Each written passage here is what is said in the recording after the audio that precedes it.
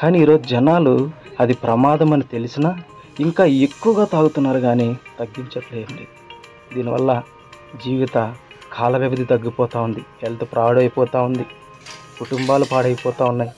కుటుంబంలో ఒక పెద్దగా ఉన్న వ్యక్తి పాడైపోతే కుటుంబం మొత్తం నాశనం అయ్యేటువంటి పరిస్థితి.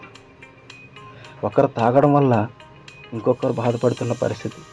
ఇంకా చూస్తే ఒక్కరు తాగి ఆ విడిచినటువంటి పొగను ఇంకొకరు తాగడం వల్ల, ఇంకొకరు పీల్చుకోవడం వల్ల ఇంకొకరు కూడా హెల్త్ ప్రాబ్లమ్స్తో అక్కడ డిసీజెస్ని, వాళ్ళు ఏ తప్పు చేయకపోయినా వేరే ఒక్కరు తాగిన సిగరెట్ ఎఫెక్ట్ వల్ల వీరి జీవితాన్ని కూడా క్లోజ్ చేసుకునే పరిస్థితులు ఈరోజు మనం చూస్తూ ఉన్నాం.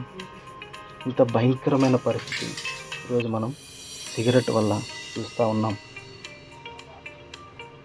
అయితే ఇది భయంకరమైన అడిక్షన్ అని మనం చూస్తూ ఉన్నాం.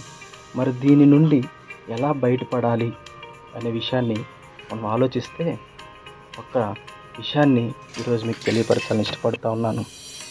ఎంత భయంకరమైన పరిస్థితి ఉన్నప్పటికీ ఒక ఆధారం మనకుంది. అది ఏంటంటే బైబిల్ ఏం చెబుతుందంటే, నేను నీకు అద్దంలాగా ఉన్నాను చూడు నా కల్లా అని చెప్తుంది.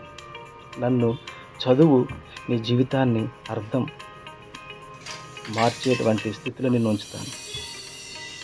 నా వైపు నువ్వు చూడు, నీ జీవితాన్ని నిలబెడతాను, నీ బ్రతుకును మారుస్తాను, నీ అడిక్షన్స్ నుంచి నేను బయటకు తీసుకొస్తాను, నీ హెల్త్ పాడవకుండా నేను నిలబెడతాను, నీ హెల్త్, నీ కుటుంబాన్ని, నీ జీవితాన్ని మంచి మార్గంలో నిలబెడతాను, ఆరోగ్యవంతకరమైన పరిస్థితిలో నిలబెడతాను అని అనేక విధాలుగా తెలియజేస్తుంది వాక్యం.